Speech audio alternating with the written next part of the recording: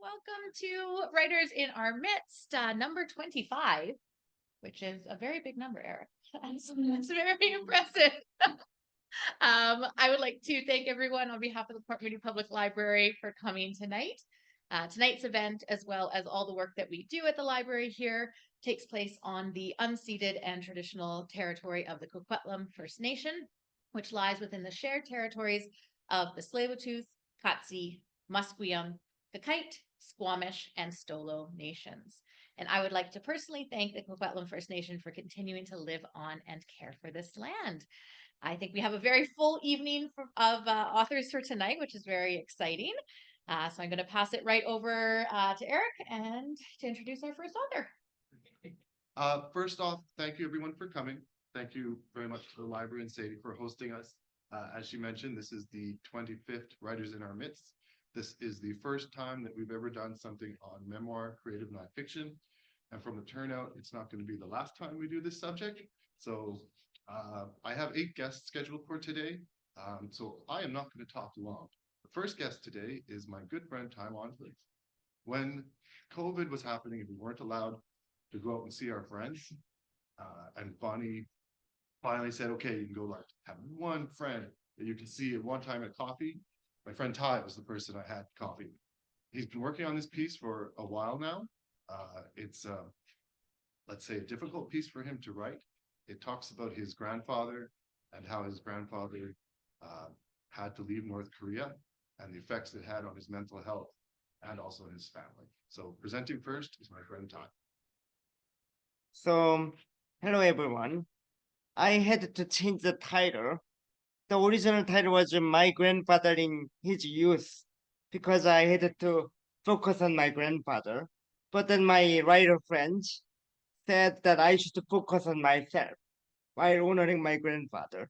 So the title is Words That I Never Forgot.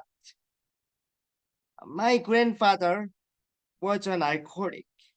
In childhood, I never understood his reason for it. I only discovered it after becoming a teenager and hearing about his past. He escaped to South Korea from the northern region, now North Korea, during the Korean War. When my grandfather was in his 60s, he would get drunk and cry at the thought of his mother every holiday. It was hard for all of his grandchildren to witness such behavior. His violent outbursts and words made holiday difficult for the whole family. For me, the experience was isolating because I was born with cerebral palsy. Being a grandson with a disability, the only one with such a trait in the family, made me so noticeable. He's so lucky to have a crippled firstborn grandson after escaping the war. Oh, the boy is not going to survive long. What a loss for the whole family. Those were the words of my grandfather's so-called friends, usually drunk after a party.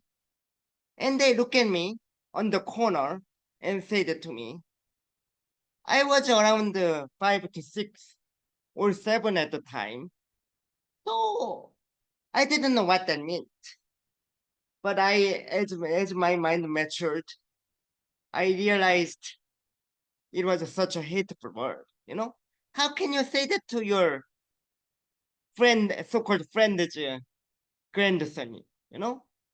Around their own grandson's age, you know? I mean, it's ironic that I'm 37 now, and I remember those words, and they're in their graves now. And Erik said, my friend said, that I have won. I've won the victory. But is it really a victory? When they engraved those words into my heart, is it really a victory? I mean, if they're alive, they're in late 80s or to 90s now, and I'm alive here talking about that. And now I realize what alcoholism does to the next generation, younger generation, because they were usually drunk. So,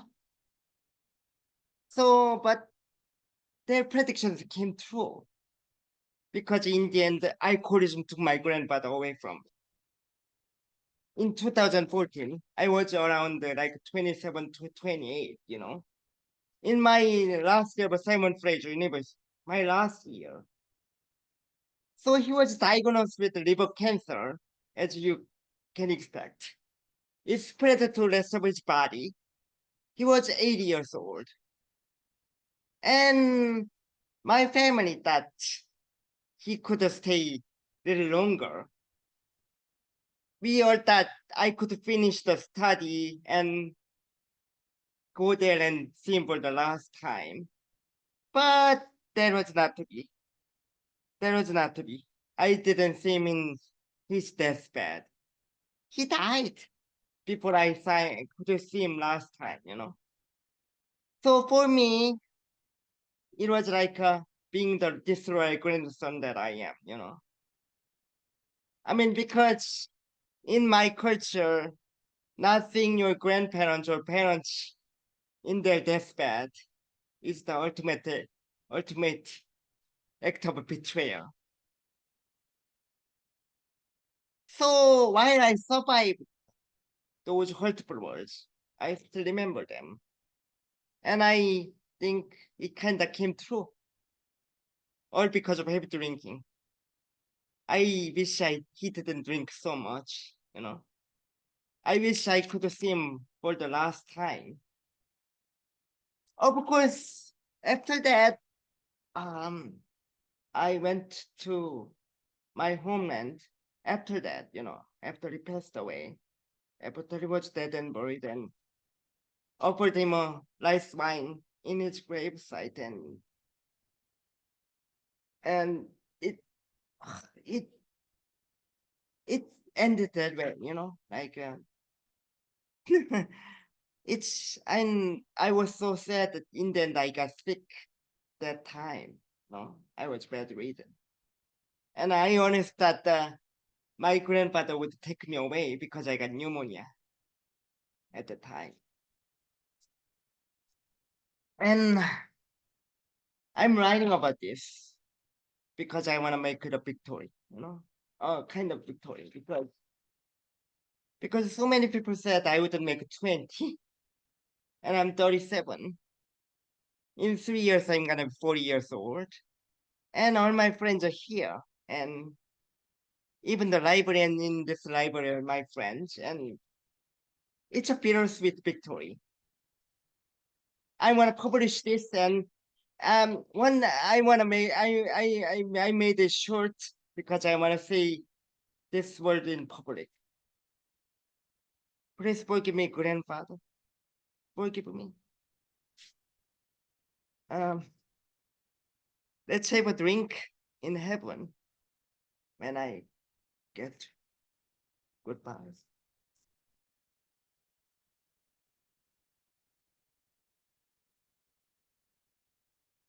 Thanks so much, Ty. Him and I talked about him working on this project for a while now, so I'm happy he's keeping on doing it. Sorry, Kathy, you have to follow that. My friend Kathy Wagner is a Port Coquitlam author of Here With You, a memoir of love, family, and addiction, published by Douglas and McIntyre in September of 2023. She has published essays in the New York Times, the Globe and Mail, the Sun magazine, and was awarded the literary retreat at the Banff Center of Arts and Creativity. Kathy writes about grief, addiction in the family, hope, and finding joy at kwagnerwrites.com.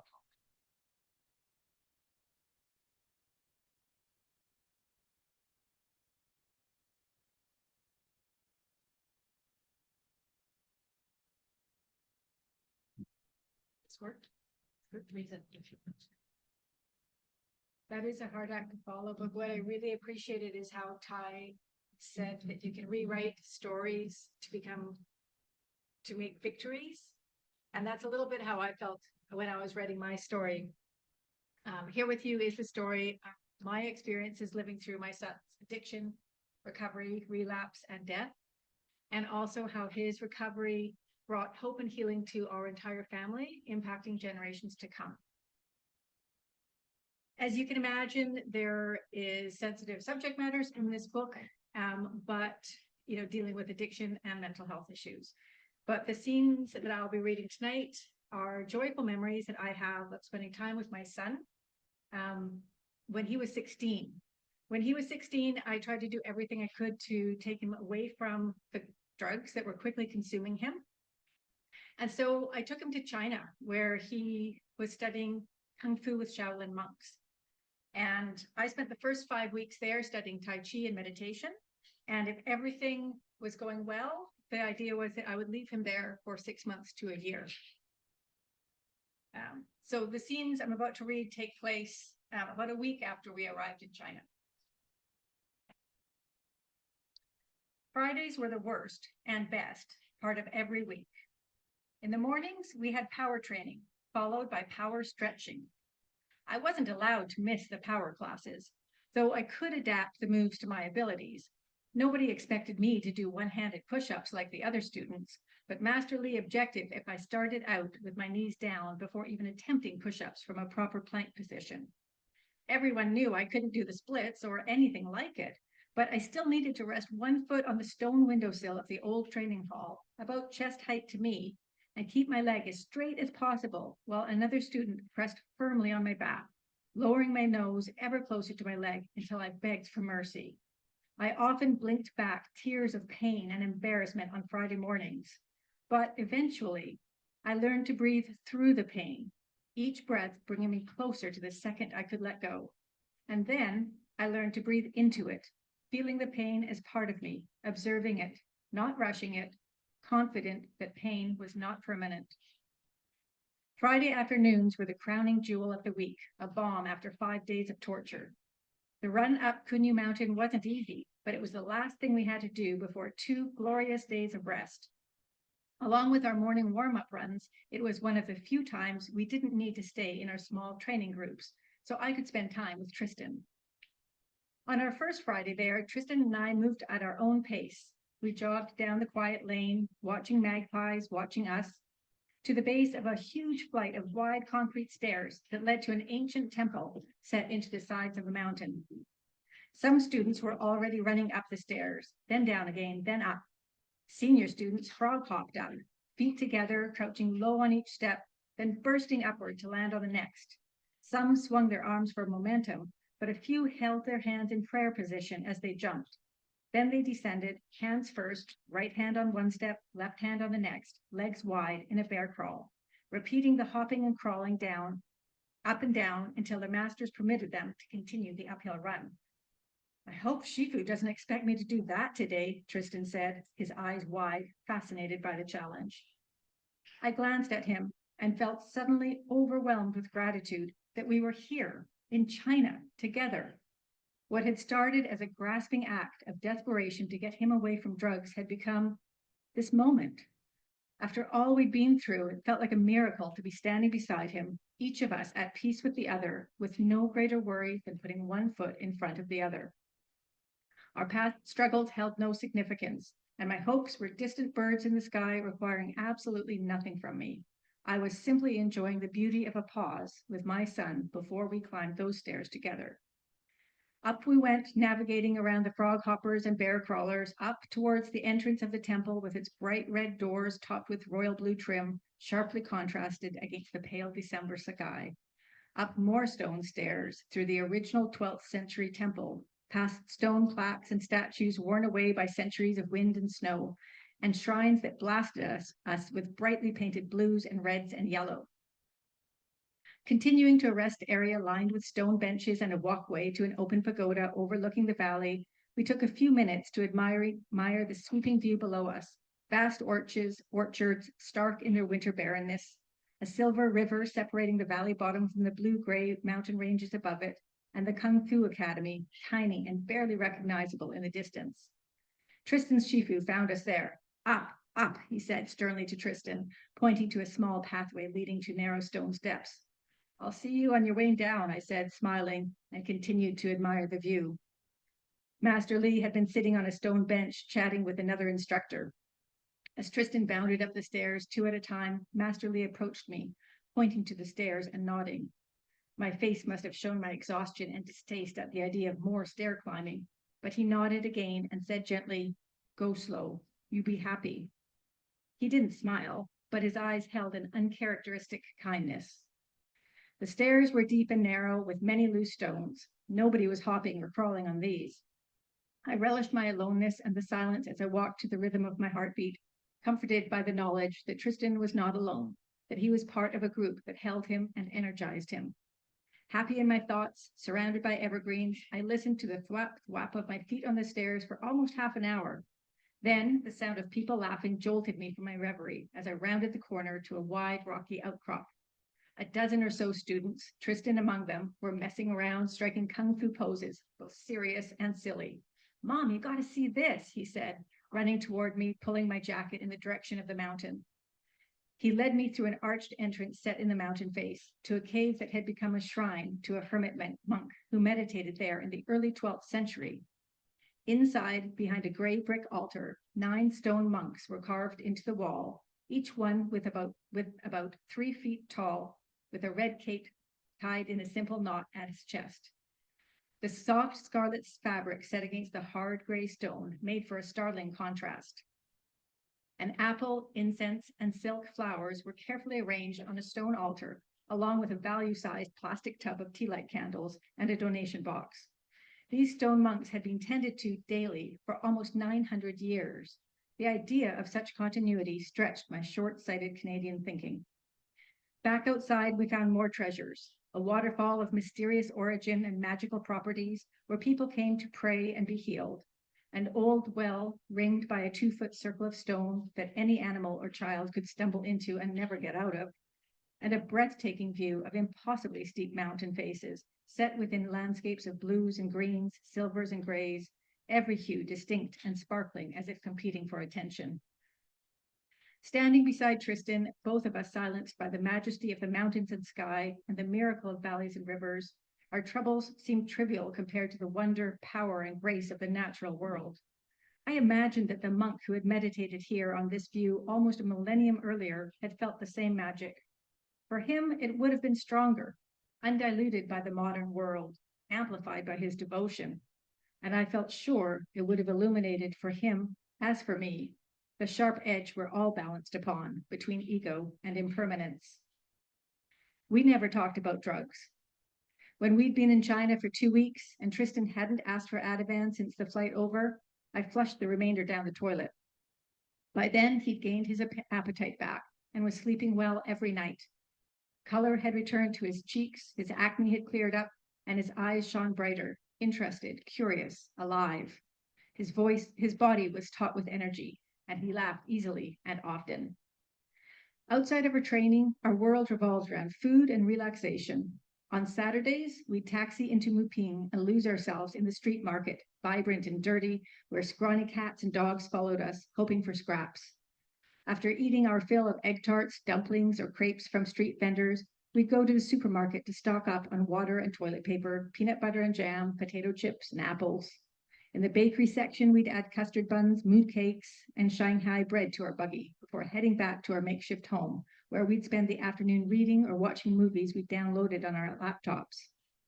Sundays, we slept in, skipping the school's breakfast in favor of a few extra hours of sleep and some pastries we bought the day before. Then we'd practice our forms together in the big hall.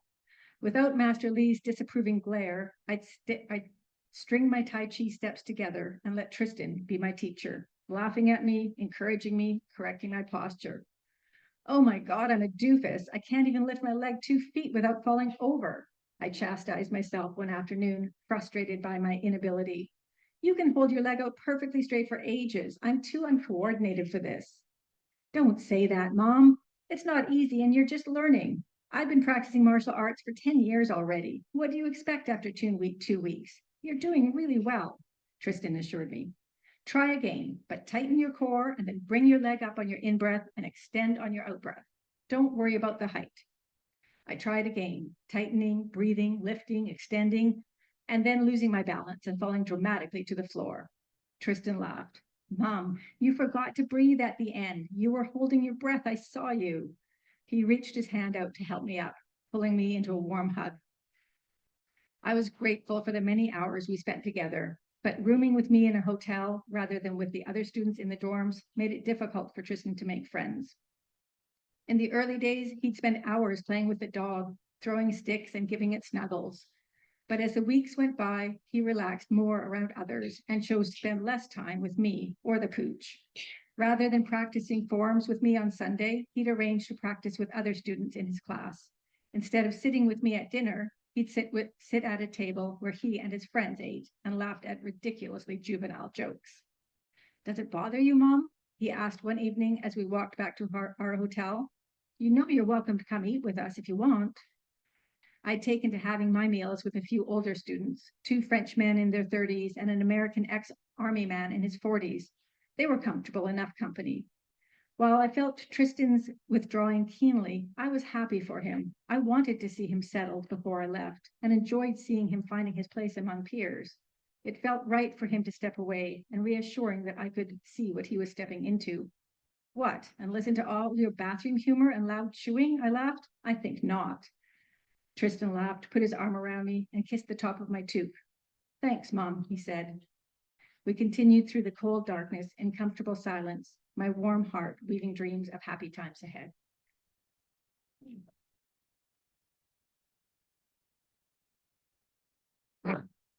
Sorry, Kathy, before you go, do you want to say a few words about the workshop coming up that you're doing? Yes. There is a book fest, Tri-Cities Book Fest, happening on March 23rd at the Evergreen Cultural Center from 10 to 4. And I am doing a workshop at 2:30 on getting a path to traditional publication. So this was published by Douglas and McIntyre, and there was an awful lot of lessons learned in getting your book through to traditional publication that I'm going to share with everybody who attends. So come on out.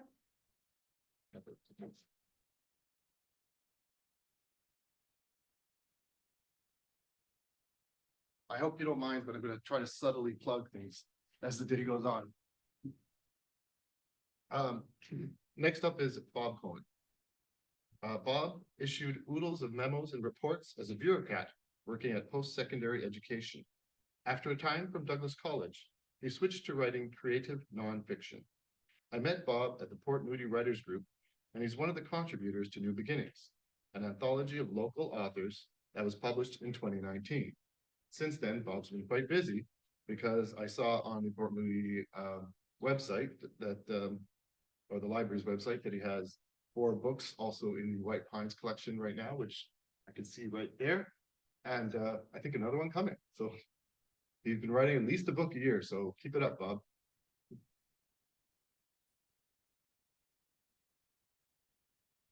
Secret is to keep the books thin. I have 2 little pieces for you today.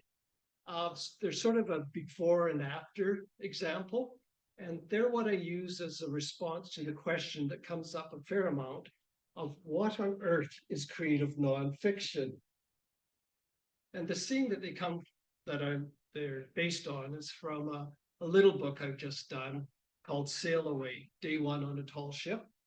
And it's a fictionalized account of a nonprofit organization in Victoria that operates 2 ships. And it takes young adults, teenagers age 25 out on 5-day cruises through the Gulf Islands. And in the summertime, 10-day trips up the coast as far as the Haida Gwaii. And if you're in Victoria on a weekend in the fall or in the spring, you'll often see these 2 boats docked on the north side of the inner harbor. The end of a typical day involves about 36 people getting crammed into the hold in the center of the ship, which is where their dining table is, and a number of the bunks. And they have a sing-along, and then they have mugga, which is just giving the kids a snack and a beverage before they head off to bed. So the first little piece I'm going to read are my notes from an interview that I did with one of the crew members to find out what exactly happens at mugga. And, you know, these are essentially the first draft of what could be a nonfiction description of a really very ordinary event. So these are the words of the crew member. Mug up is when we pump the kids full of sugar. The cook says something like, tonight's feature beverage is a decaf London Fog. If you want this, order a foggy. The other beverage choices are water, agua, or nothing, nada. A crew member calls out the mug number and the kid chooses their drink. Some kids forget their numbers, so there's confusion while they sort it out. Then when they place the order, the crew refuses to accept it unless the kid uses the correct terminology. For example, a foggy and not a London Fog. If the kid wants something to drink, the crew passes the mug into the galley. Upside down indicates they want water, and then otherwise it gets filled with the featured beverage. Plate of squares is passed around, each kid may take one. Then the cook refills the plate and the kids can have seconds. This recipe makes a large batch so they can eat as many more as they want. Some crew clean the galley while kids eat. They wash the dishes that are used for baking the squares. And the cook preps for the next day, especially items that are stored under the bunks. This means the kids sitting on bunks have to move aside. So that's the scene. And when it came time for me to write it up, I wanted to add a lot more detail to it. And I invented some dialogue to make it a little bit more lively. So there are going to be characters in this next piece that I read. All of those characters have been introduced earlier on in the book. So here's the creative side of that nonfiction scene. Following a couple of routine announcements during which the songbooks and musical instruments were collected, it was time for mug up. Pumping the kids full of sweets might not normally be a smart bedtime practice, but fatigue from a day filled with new routines and strange information always neutralized the sugar highs. Separate nibbles would be offered to Shannon and anybody else with food restrictions. Gesturing extravagantly, Taewon the cook called for a drum roll. Crew member Jason obliged by beating his fingertips on the table. Tonight's featured beverage is a decaf London Fog. It's a type of latte made with the finest Earl Grey tea, almond milk from the happiest trees on the planet, and 100% authentic Quebec maple syrup. If you desire this drink, then kindly order a foggy. Your other choices are water, agua, or nothing, nada. Those are Spanish words because our boat, the Esperanza, has a Spanish name, agua or nada. Amelia, who was another crew member, stepped into position by the mugs. When I call out your number, give me your order. She reached to retrieve a mug. Who is number 4? That's me, said Kira. What's your choice? I'll try the London Fog, please. Sorry, not available. Kira's head jerked back. Tyrone just said it was. No, he didn't.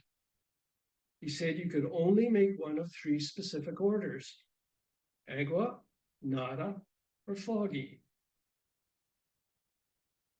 Kira continued squinting, her body tense. Then a look of amusement crossed her face and her posture slackened. You mean I couldn't order water tonight either? Correct. Okay, I suppose I'll have a foggy then. Excellent choice. She shot the mug to Leanne in the galley.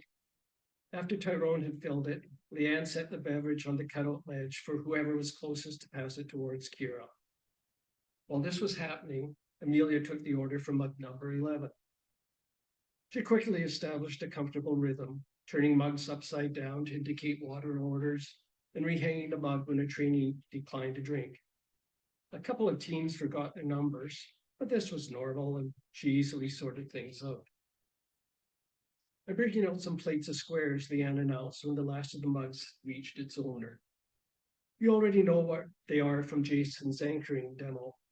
Only take one for now. Then we'll refill the plates and pass around seconds. And probably thirds. Tyrone's voice floated out of the galley. This recipe makes a large batch. While the kids ate, Amelia wandered into the galley to help Jason and Leanne with the final wash of the day, mainly pans and bowls from preparing the snack. Tyrone always left the last of the cleaning to them while he organized for the next day. After closing the cupboard door in the pantry, he slipped into the hold and temporarily brushed 3 kids off a bunk to retrieve a blue plastic bin of food from beneath it. He soon finished prepping.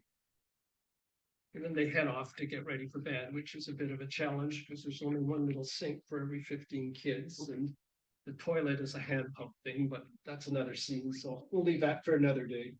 Thank you all.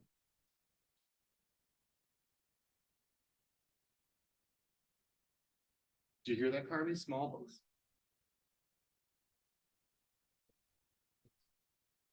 I'd like to order a foggy.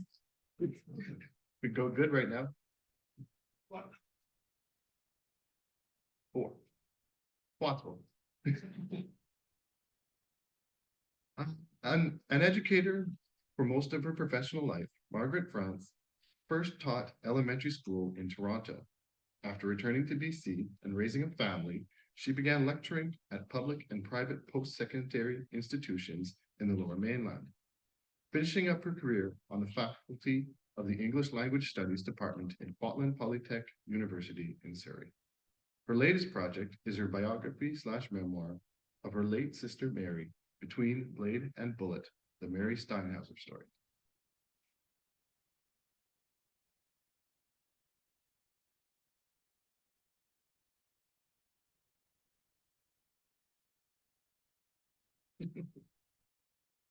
Thank you, Erik. Can everybody hear me? Well, I'm really pleased to be able to speak with you this evening and to share my story about my late sister. I'm going to talk about my book, the cover, and I have to say, it's taken me actually 46 years to write my book. I started it in 1977, and I had to stop writing because I got married, had a family, and basically was working for a living. But when I retired, I thought I'm going to take it up again. So basically, I began to write again and finally published in 2021. Now, the book's cover is actually one of the strongest, not one of the strongest features of my book, but it is a very strong feature. And it was the picture that you see here was taken by my daughter, Erica, and there she is right here. So the story is about my sister. Mary Steinhauser was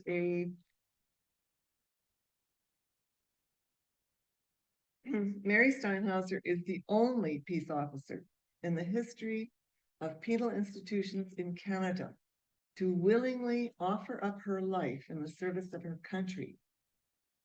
It was during a 1975 prison escape attempt and a 41-hour hostage taking by 3 desperate inmates of the British Columbia Penitentiary in New Westminster, BC.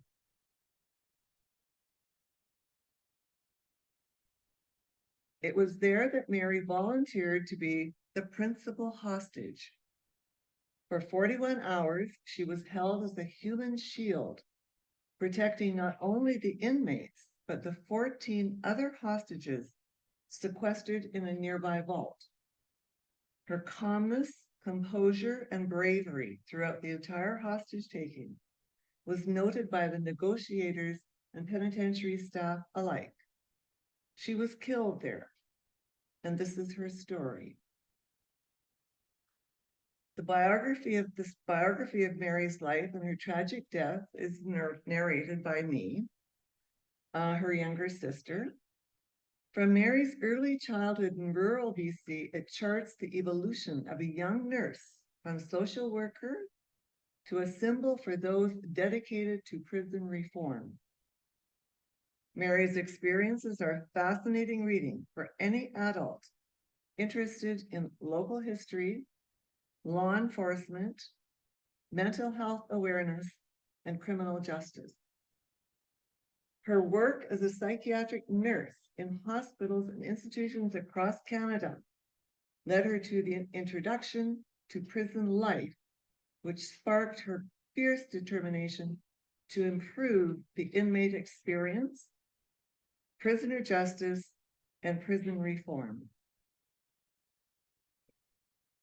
Sprinkled throughout with personal anecdotes and quotes from important people in Mary's life, my book, Between Blade and Bullet, is a compelling, deeply emotional, and thought-provoking look into the life and death of one heroic woman.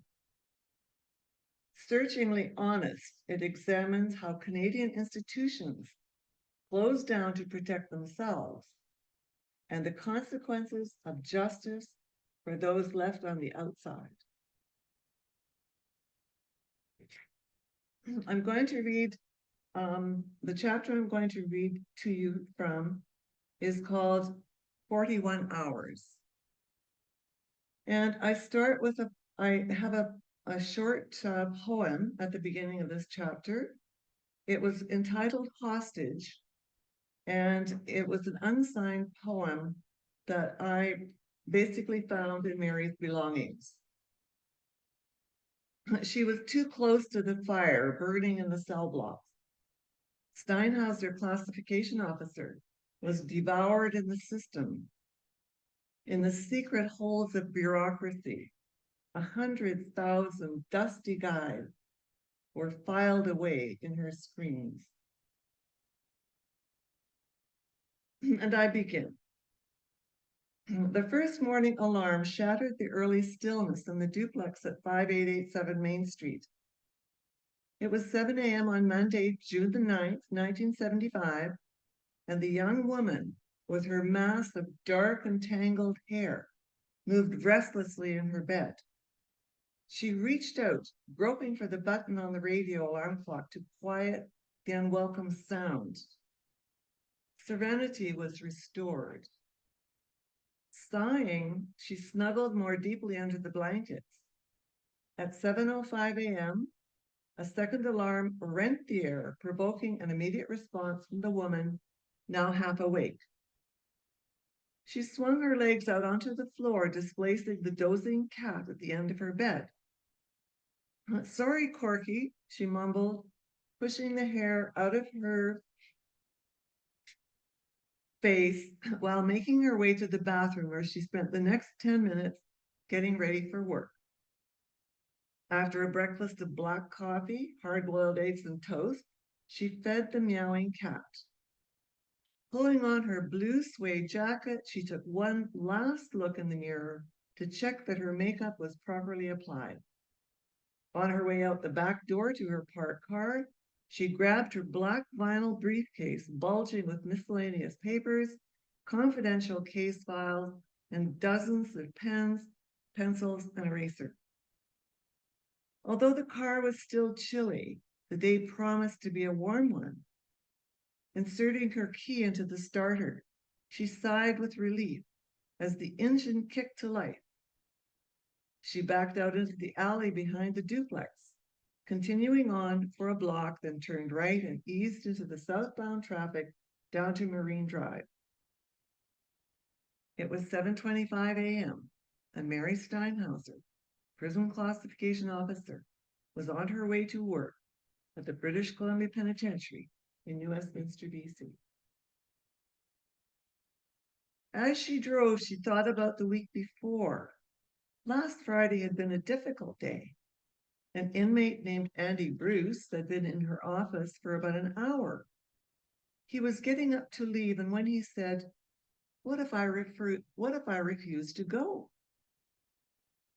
He stood there waiting for Mary to respond.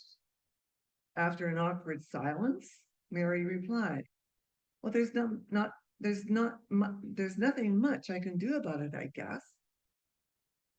But the remark nagged at her throughout the weekend, and she'd fretted about it with Penny, her roommate. I don't know anything for sure, Mary said, but I just feel that something's going to happen in there. Well, for God's sake, Mary, don't go to work then, Penny pleaded. You've got lots of sick time built up. Why don't you take Monday off? I can't do that, she sighed. I've got just too much work to do.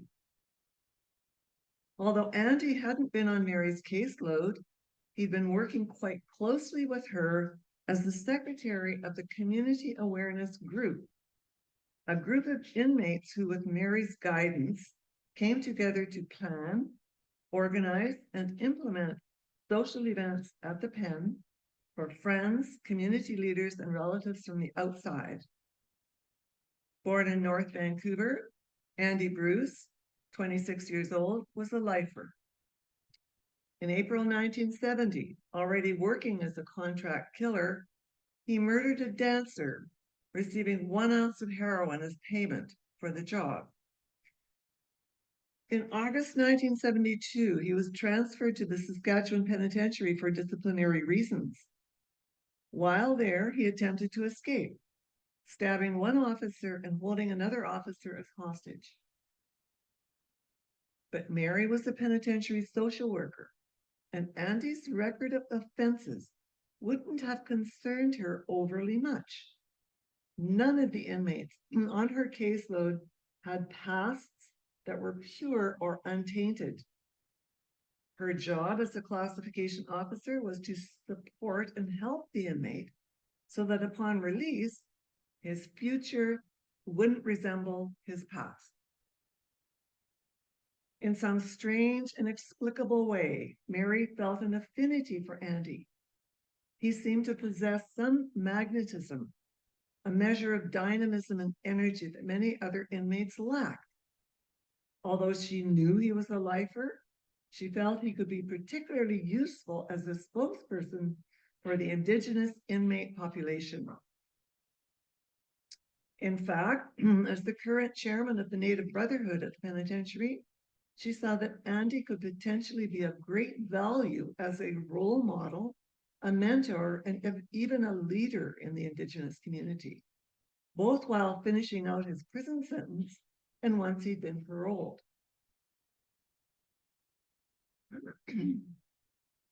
Because of his youth and his intellectual abilities, Mary felt there was a chance for him to understand and appreciate the factors that had brought him to the penitentiary. With that insight, he might realize that a more purposeful, worthwhile life existed for him on the outside. There was good reason for optimism about Andy Bruce, Mary felt.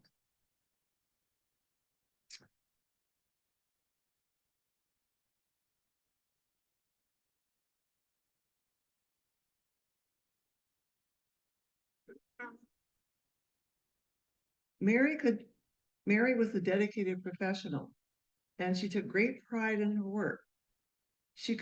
Although she could be faulted perhaps by her superiors for her liberal views or for her failure to uphold strict institutional policies in matters such as security, few employees in that organization could match her work ethic, her dedication, and her enthusiasm. Her work was her life. She had none of the usual familial obligations to distract her, and every evening and on weekends, she would bring files home to work on.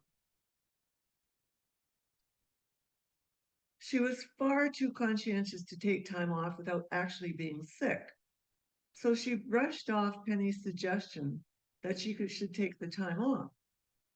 But still, she fretted as she drove along Columbia Street and turned into the entrance to the penitentiary grounds. She wondered what it would be like to be taken hostage. How would she feel? And how would the administration at the pen react? She chastised her anxious self. Don't worry, nothing will happen. You're making a mountain out of a molehill. Passing through the front gates of the penitentiary, Mary said, "Good morning" to the security stationed there. And then she made her way through the courtyard and up the steps into the classification building. It was a frame structure about 20 feet wide and 220 feet long. She walked into room 201 at the entrance and saw the custodial officer sitting there. "Hi," she said, "how are you?" "Pretty good, Mary," he replied. "How are you?" Before she had a chance to answer, John Ryan, another classification officer, called down from his office, "Hey, Mary, want to have a look at the pictures I took of the community awareness thing?" As she turned to walk down the corridor, out of the corner of her eye, she saw the figure of Andy Bruce. "Morning, Andy," she said, lightly, and without waiting for a reply, continued down to her office. "Come into my office, John. Let's have a look at them in here." It had been 2 weeks before, on May the 29th, that an inmate planning committee hosted a social gathering of about 100 people at the pen. The attendees were the inmates, their family and friends, several staff members, and selected community leaders. As the secretary of the group, Andy had worked very hard on the planning and staffing of the event. And among the guests was his uncle, Chief Dan George, the renowned Indigenous patriarch of the Squamish Nation. Chief George had famously achieved stardom in Hollywood for his 1969 role in the film Little Big Man, playing alongside Dustin Hoffman. That year, he was nominated for the Best Supporting Actor. The gathering was a great success. John, as the designated event photographer, had shot an entire film on his camera, capturing comrades in twos and threes and whole groups of smiling guests and inmates, their arms linked and heads inclined in easy friendship. The photos underscored the general feeling of goodwill and amiability that enveloped the group at that party. A smile spread across Mary's face as she spied a shot that John had taken of her, Andy, and Chief Dan George. "That's a good one," she cried. Just then, the sound of scuffling and loud voices came from the hallway. Moments later, the door burst open. In the doorway stood an inmate, gesturing at them with a boning knife. "Lucas," John gasped. In a flash, Dwight Lucas, an inmate convicted as an accessory to an axe murder, grabbed John around the throat, pointing the knife at his jugular. He pushed John to exit Mary's office. He then turned and motioned for Mary to precede them down the hallway. "Get down to the vault," he screamed. Mary felt her mouth go dry. What was happening? Was this a hostage taking? Was it really happening? This thing she feared most of all?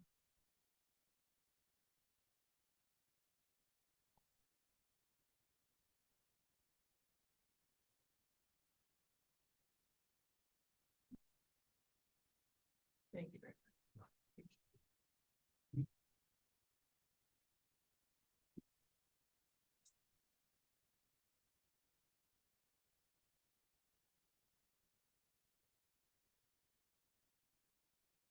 I think you have a few copies here today, right? If anybody wants a copy.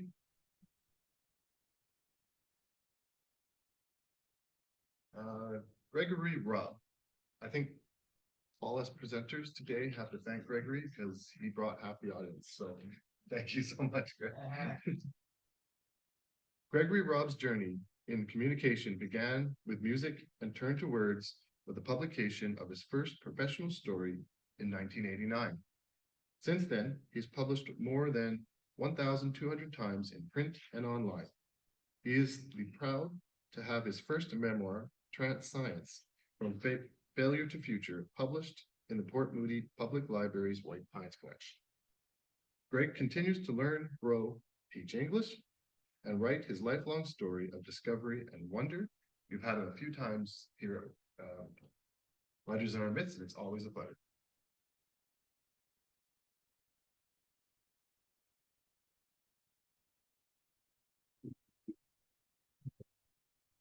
Good evening. First, I'd like to extend my great appreciation. First, Erik and Port Moody Public Library organize this event every year. It's great to just bring our words out to people and that people can gather.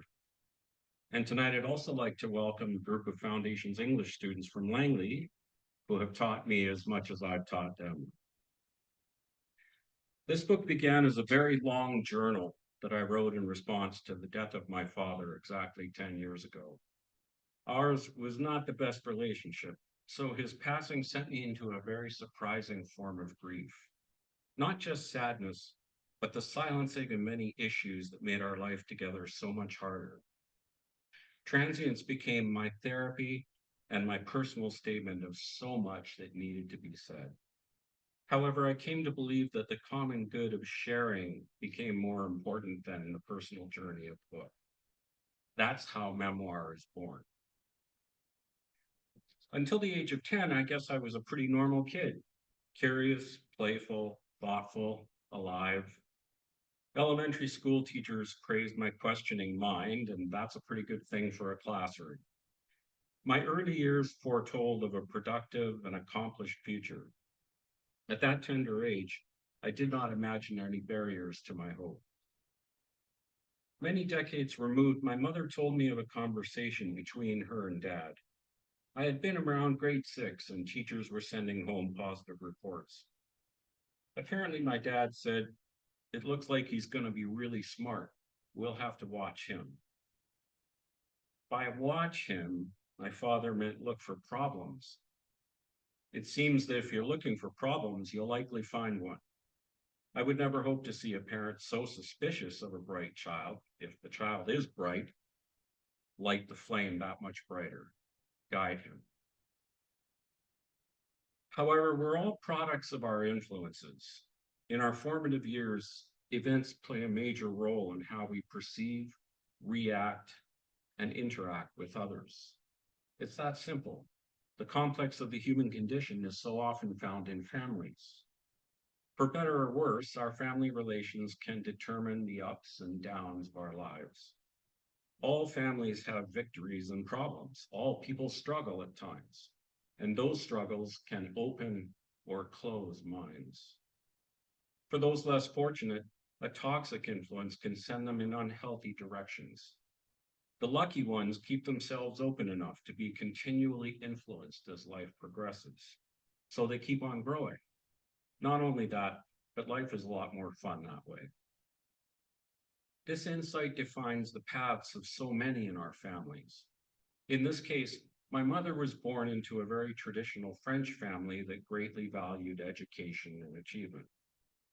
My father was born into a large Scottish family that struggled to survive after humanity's 2 world wars. However, those paths have also been defined by issues that were resolved or not resolved. Perhaps our history has been determined by not only what we experienced, but what we did or did not face. I may teach English, but literature was the only course I ever failed in school. I was usually a B student at English. If I dedicated myself, I could make a B+ with an A on the occasional assignment. Throughout high school, I was happy enough with that. I considered English a satisfying subject, so I thought it would be cool to get into studying writers of the ages. In this case, the course was taught by Mrs. Mallory. She would conclude our readings by asking, "Why do you think the writer chose these words? What do you think they're trying to say?" In this class, I would just roll my eyes and think about hammering on my drum set when I got home. What a disaster. So it became clear this was headed to no good. Luckily, this teacher was also a school counselor who asked some very wise questions. Why do you think you're so unmotivated? Are you confused by the language? Is there anything I might be doing? I just don't like literature, I said frankly. You're a good teacher. It's not that. It's just that I don't see a point in studying it. Negotiation time.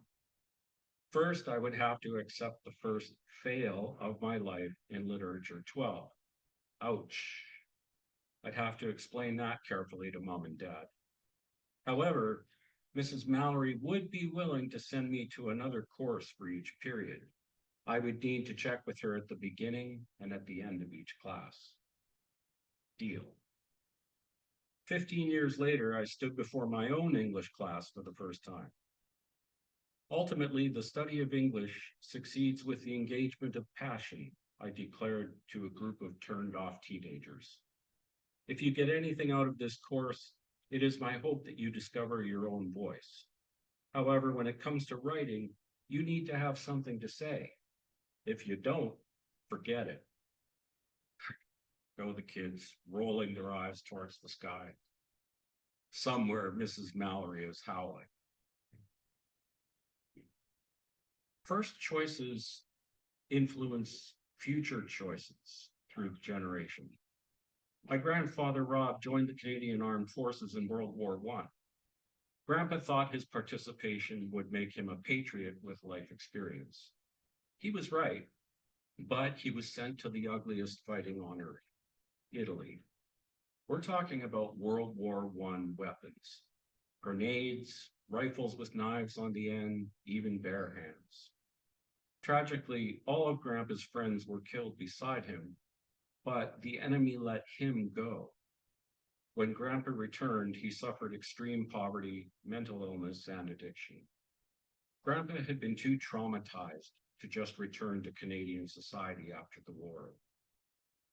When my father shared this with me at the end of his own life, I sighed with relief and gratitude. It's not a happy picture, but who could really blame Grandpa? He was most likely had PTSD, although we knew of no such thing in the 1920s. He probably drank to escape horrific nightmares of battle. Also, my own father was exposed to that trauma very early in his own life in World War II. His dad passed it on to him. He passed it on to me. All the pieces fit in that moment. Armed with such insight, my entire view of Rob history shifted with compassion. The influence of one leads to the influence of many. The earliest inspiring musical experience that I recall occurred at elementary school. It wasn't the show that inspired me. It was Ian McLean, a classmate who, as it happens, was a genius at piano.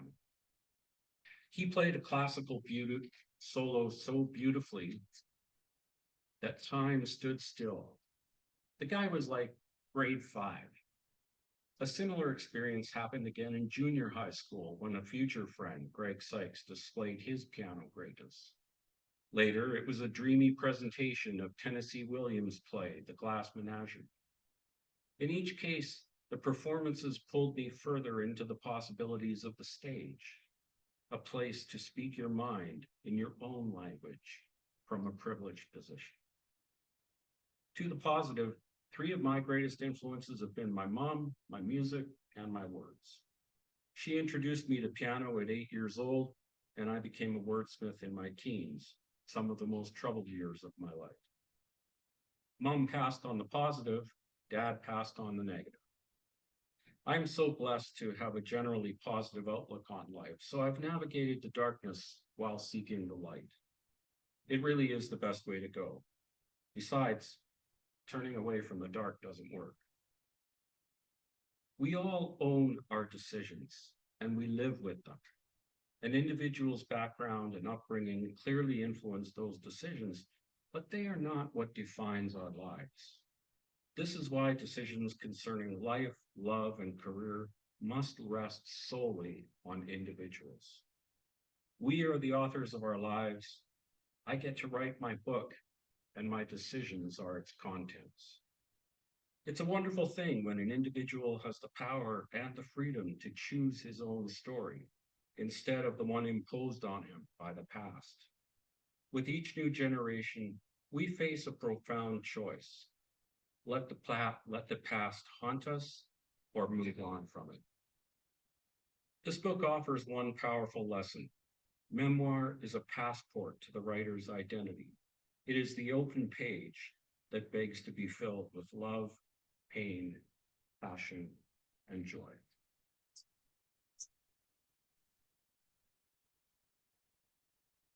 Thank you. I would just add one thing. I've been writing for a very, very long time.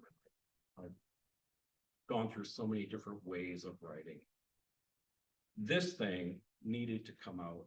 It was very, very difficult to get started. I have never had a problem with that until this book. So I tried and I tried and tried and I tried and I kept having a hard time. And when it finally blew, I wrote 57,000 words in 37 days. Never have I written so much so quickly. It was like every waking moment just had to be straight up. So it taught me a great lesson. It needed to come out and it did. And I'm just again very grateful that it's available in the White Pines collection of the library. Thank you very much.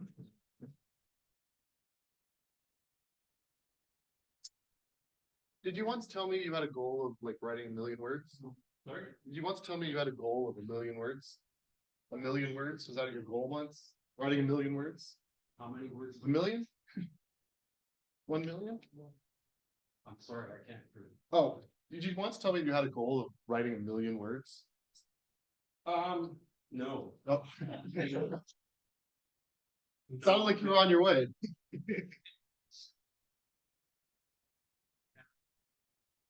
An English assignment in my first term at Simon Fraser University was read by somebody who ran a literary journal up there and liked it and said, I want to publish it. And that's really how it all started. So when I saw the words in print, something in me just changed. And so I just kept pursuing and pursuing and pursuing it. So it just keeps going. Pursuing the high. It's a never ending journey. Thanks so much, Gregory. Sheilagh MacDonald is a local writer, originally from the Yukon. Since her retirement, has been heavily involved in the writing community as a member of the Burnaby Writers Society, the Tri-City Wordsmiths, a memoir circle first established by Chabot Center, and Off the Page, a writers group that helps other writers with their public performances. She's actually one of my favorite presenters, not to put you any pressure, but I always enjoy listening to her speak and telling her story, and we're giving her another opportunity.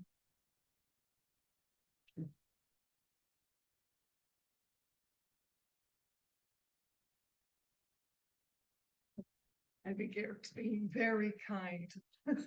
But thanks, Erik, and thank you to the Port Moody Library.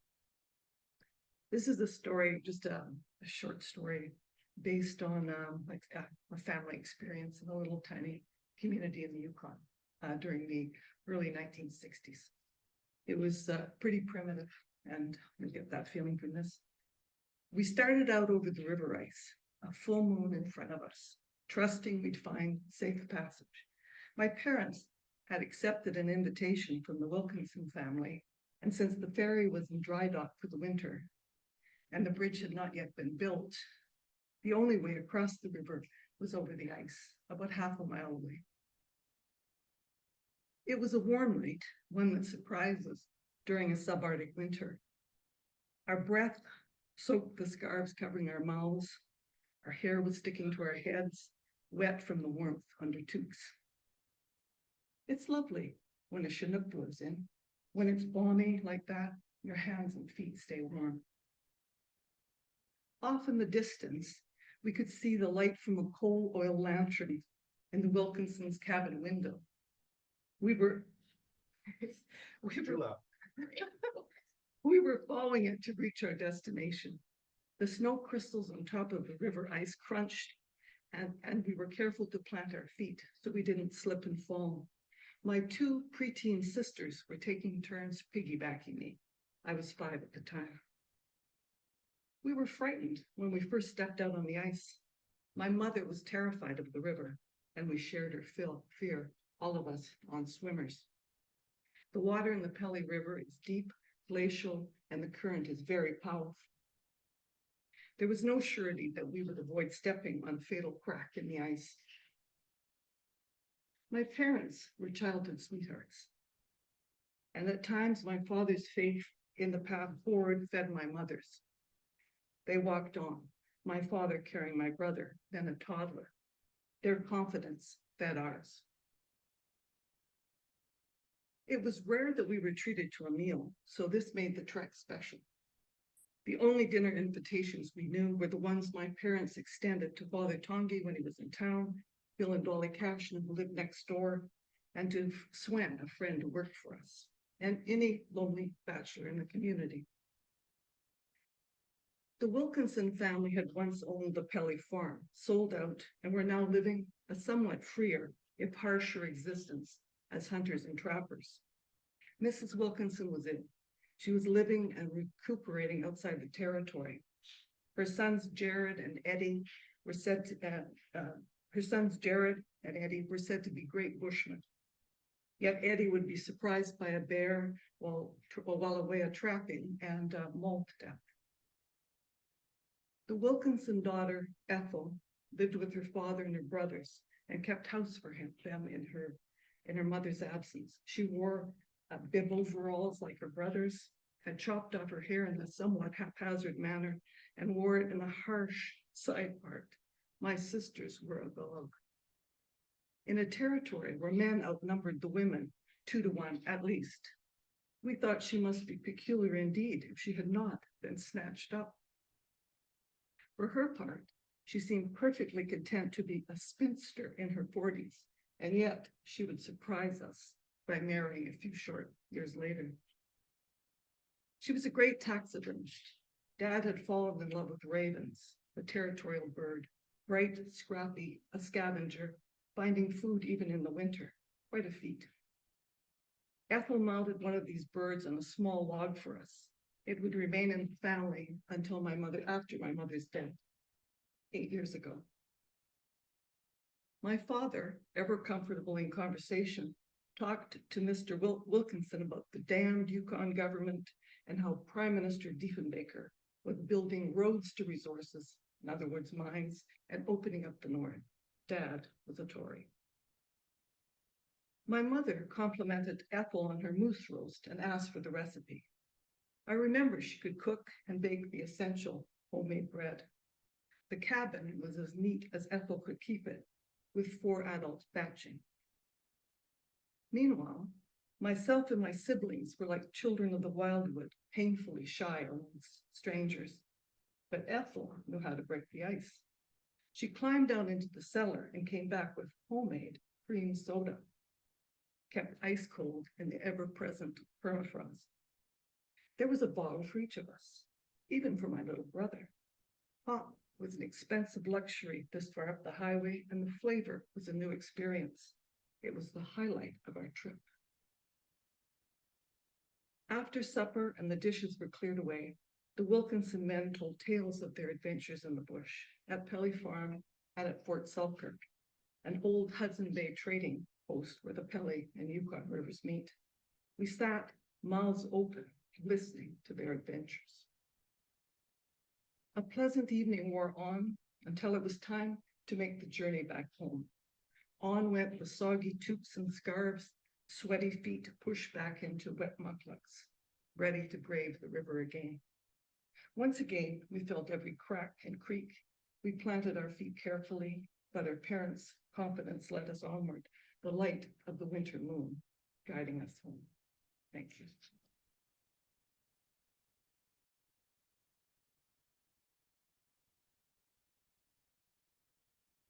Thank you, Sheila.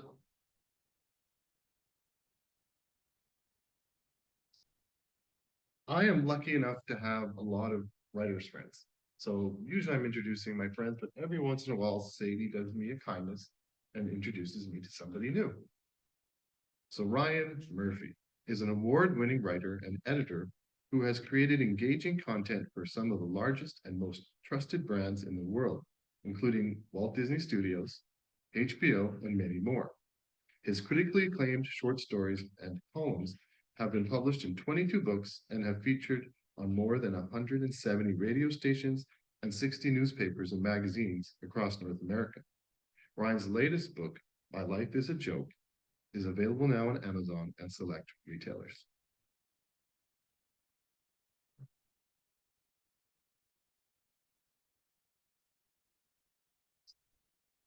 Thank you, Erik. Hello, everyone. Pleasure to be here tonight. I have a story I would love to share with you tonight. It is from my new book, My Life's a Joke, that was published actually just 3 weeks ago, so it's pretty much hot off the press. The story, I will say, is 100% true, unfortunately, even if I wish it weren't. It's called Bad Sport. There's a time in every boy's life when he realizes he may not be good enough to play professional sports. For some, the moment comes after a devastating injury. For others, it's a third and final time they've been cut from their high school basketball team. For me, it came twice and in two very different sports. I can't overstate just how much I loved sports when I was younger. I got my first subscription to Sports Illustrated when I was just 8 years old. And I plastered my walls with images of all of my heroes. Pictures of Montreal Expos sluggers Gary Carter and Andre Dawson were splashed from baseboard to ceiling. And I had what can only be described as a shrine to Michael Jordan above my bed. I began every morning by poring over box scores in our local newspaper, the Chronicle Herald, and begged my parents to stay up late every night to watch whatever game was being televised on one of our 4 channels. It didn't matter whether it was baseball, basketball, or Peruvian table tennis. I needed to see it. Sports were all around me, and I was certain I was destined to become a professional athlete one day myself. And not just any athlete, mind you. I imagined myself as a supremely gifted superstar who would come to transcend my sport of choice, and maybe, just maybe, my entire generation. I pictured my smiling face gracing Wheaties boxes, imagined armchair athletes wearing my jersey from St. John's, Newfoundland to Smithers, British Columbia. I would be adored by young and old and would be as much demand with the blue-collar crowd as with Madison Avenue. Unfortunately, that was in my heart. I had 2 real problems, and both of them were physical. The first was that I was blind as a bat. I couldn't see more than 6 feet in front of me, and my limited vision became even worse in poorly lit gyms or when balls were thrown faster than the speed limit. I didn't complain about my condition because I assumed everyone saw the world as a collection of blurry shapes and hazy figures. Surprisingly, my parents never thought to bring me to an optometrist, despite the fact I was 1 step away from using echolocation to reach the kitchen every morning. My second and more pressing problem was my astounding lack of strength. Scrawny doesn't even begin describing. If I had been any skinnier, I would have had to run around in the shower just to get wet. While other boys my age were beginning to look like Popeye, I was still stuck squarely in my olive oil years. It isn't easy being legally blind and painfully skinny, but it's even worse when your sport of choice is baseball, a game that rewards brute strength and 20/20 vision. I began playing Little League when I was 11 years old and was signed to the Dresden Row Rowdies, a team named in honor of Halifax's most notorious no-tell motel. It was the kind of place that rented by the hour and catered mostly to sailors on shore leave and bedbugs the size of your fist. It's inconceivable in this day and age that such an establishment would be allowed to sponsor youth sports, but this was the 1980s, an era when you could still smoke in airplanes and ride in cars without a seatbelt. My first season with the Rowdies got off to an inauspicious start when I went hitless in my first 80 at-bats. It was a bad look for everyone involved. Even if I had been able to see the ball, which I surely could not, I wasn't strong enough to get the bat off my shoulder to make actual contact with the ball. My father eventually stepped in and took me to our nearest Canadian Tire to purchase a piece of lumber I could actually swing. We looked at all sorts of models with intimidating, manly names like the Hammer, Thunderstick, Tomahawk. These are bats that would make any opposing pitcher cower on the mound. They're good bats, dangerous bats, deadly bats. Unfortunately, they were also 8 to 12 ounces too heavy. So in the end, there was only one bat in the entire store I was able to comfortably swing. It was a 26-ounce model, the smallest that the store had to offer. It was Barbie pink, and from the beginning of the barrel to the very end, it had the words Sluggerette emblazoned boldly. Gone were my dreams of having a nickname like Crusher, Mad Dog, From that day forward, I was known as Sluggerette, Queen of the Duns. During that entire season, I managed to get one and only one ball over the infield. I still remember it well. It was a beautiful Tuesday in late July, a perfect day marked only by the fact I was playing baseball. We were facing the Holiday Inn Astros. On the mound was Mark Turner, a hefty 12-year-old with a full beard and a reputation for hitting batters just to see them cry. Mark went into his windup and delivery. I leaned into the pitch. I unleashed my Sluggerette with great fury, hearing a satisfying, and for me, completely unfamiliar as I swung. I watched the ball fly over the outstretched hand of the second baseman and drop in the shallow right field. I felt the stat. I felt euphoric. I felt like I was going to puke. You see, the crack had not been from my Sluggerette, as I first thought, but from my helmet. It had been a direct hit, the only one that my 55-year-old coach, a man who had spent his entire life around the game, had ever seen. I was so stunned by the impact of the beating, I ran directly to third base. Figured I'd earned it. In my defense, I was not the only one of my family who stunk at baseball. My older brother, PJ, had a similar, albeit more painful, experience. While I played right field, the place where all spaghetti arm fielders go to die, he had been a first baseman. Now, not on purpose, mind you. He wanted to be a pitcher, but my mother brought home a first baseman glove because it was the only one the store had left in stock. Now, first base is a tough position at the best of times. It requires great concentration, great footwork, and excellent, quick, cat-like reflexes. All attributes of my brother PJ was sadly lacking. In fact, the only thing that he managed to catch during his first baseball career was a mild case of jaw itch. PJ was playing first base one day, midway through his first season, when he had to handle a screaming throw from the third baseman to make an otherwise routine out. Unfortunately, the ball went into the dirt, and he stretched out to try to make a lunging sweep. He didn't catch it, but his testicles did. Square on. He instantly collapsed atop the ball, smothering it beneath his body as he passed out. His teammates tried to pull PJ off 2 at first, then 3, then 5, as the batter chugged around the bases, scoring an inside-the-park home run. It wasn't reported as an error, although the official score did give my brother 3 balls on the play. At least he tried to make plays. I spent nearly every inning of every game chewing my glove and watching the trains pass by next to the outfield fence. I've become transfixed, sometimes for minutes at a time, as I watched them carry their freight from town to town. Balls would fly over my head and through my legs as I craned my neck to look for the caboose. To this day, I can't remember making a single play, but I can describe to you in vivid detail the exact leathery texture and salty, satisfying taste of my Franklin Fieldmaster glove. I retired from baseball by very popular demand the following year. No one, especially my coach, tried to stop me. Deciding I'd have better luck in another sport, any sport. I began my football career 3 years later. I was 14 years old at the time, but still miserably concave. While other boys my age were maturing into their bodies and adding weight and muscle, I still looked like a dilapidated house that was caving in on itself. Thankfully, our league was required by law to have weight restrictions. Players had to weigh at least 100 pounds and could weigh no more than 150. Luckily for me, we were allowed to weigh ourselves with our full equipment on.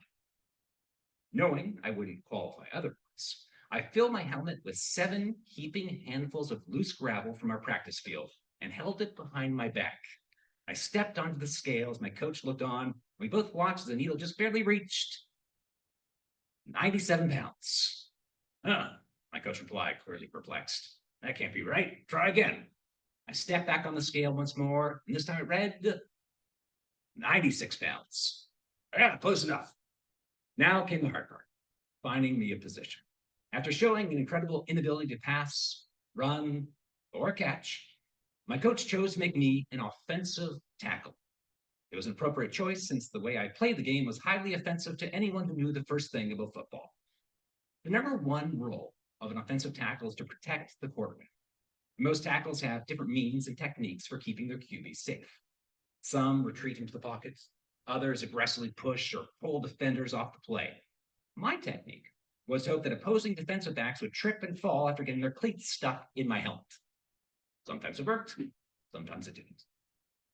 Not only was I the skinniest player on the team, playing a position usually reserved for the largest grapplers, but I also had the smallest head.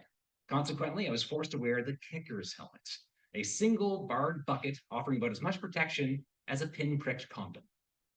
On those occasions that defenders weren't force-feeding me their fists, they were taking hold of that one bar and savagely throwing me down to the ground like a sack of dirty laundry. Another issue with my helmet was that, unlike my teammates, it didn't have a logo. Our team was the South End Buccaneers. Everyone else had an oversized decal featuring a swallowed pirate wearing a jaunty hat and gripping a lethal blade between his teeth. It was red and white and was easily the coolest logo in the entire league.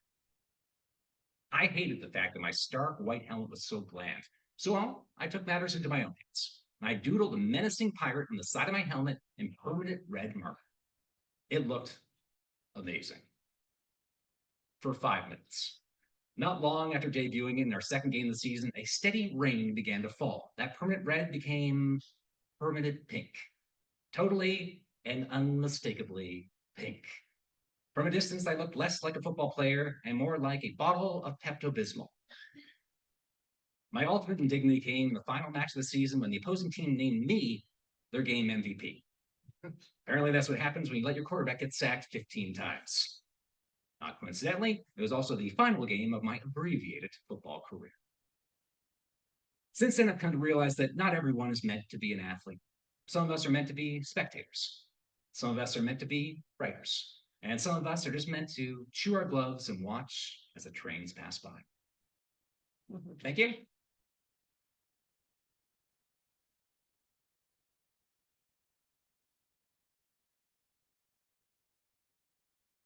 Thanks, Ryan. We had similar baseball careers. It's sort of tradition to have Gisela go last. Every time I put out a different category, Gisela raises her hand and says, I could write that. So here she is again. She is an author and actress living in Coquitlam.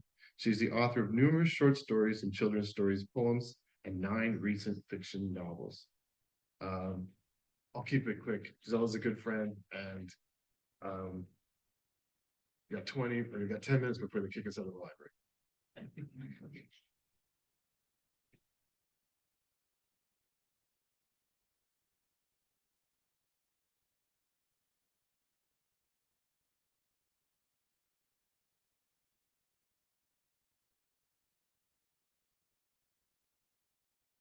Okay. Another memoir. Now this one is happening when I was 12 years old. And I call it One Hard Summer Job. Now this happened in Germany right after World War II. So it was something that stuck in my mind, always stuck in my mind. So I thought I'd put it on paper. Although I've lived in Canada for over 60 years, I will always remember my first job in my birth country, Germany. Right after World War II, in the summer of 1946, my eyes were opened to actual labor. At that time, coal for heating, even one room in the house during the winter, was hard to come by and expensive. Many people looked at peat as a substitute. However, we couldn't just put it in order to get it delivered. To get a load of the heavy, dark brown square chunks, we had to apply to work on the moors. There, peat was dug, cut, and stacked into towers for drying. My father, always looking out for us, had put in an application for that kind of work, since he had 2 weeks of holiday coming. I had just celebrated my 12th birthday and was out of school for the summer. We had no money available for traveling. It was nothing much to do. I thought it would be a great adventure to go with my father and help. It had to be more exciting than doing the housework my mother had always planned for me. My dad was doubtful at first. That work is too hard for you, he said, but I was determined to come along. Early on the appointed day, we walked to the street corner where a bus picked us up. After an hour's drive, we and about 20 other people arrived on the moors. The landscape stretched away flat and brown, with lots of heather and birch trees. Dad and I were assigned a long strip of ground where peat had already been dug. Our job consisted of filling in the open trench with the soil around it to even it with the rest of the ground. We looked at each other. This was harder work than stacking pieces of peat or filling wheelbarrows with them. This is too hard for you, Dad announced again. You might as well sit it out. But I had made up my mind. Sitting around with nowhere to go was too boring. I grabbed a shovel and started digging. As the morning progressed and the sun rose higher, perspiration soon dripped down my face. Not to be outdone by the other people, I kept on shoveling. I had to admit that I secretly checked my watch a few times. It seemed that the lunch hour was creeping around rather slowly. Finally, Dad and I sat under a tree and ate our sandwiches with tea out of our thermos.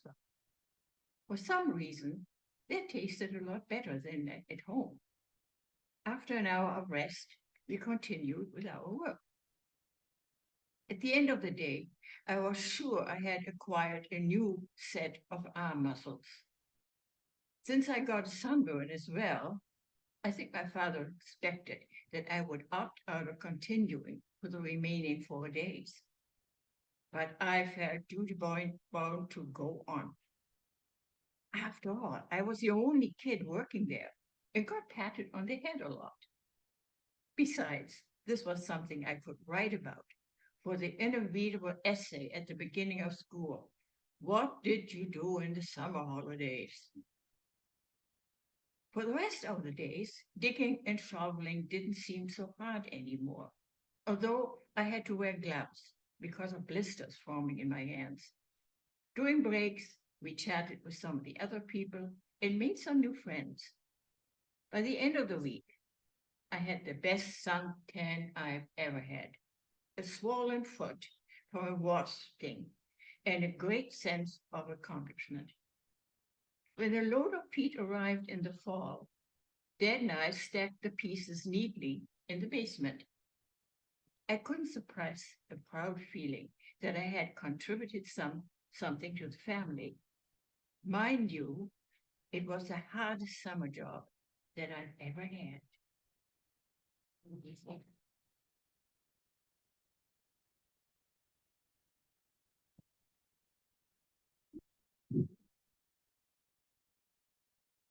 Thank you, Gisela. I can tell you now that the next writers in our midst is going to be on short story writing.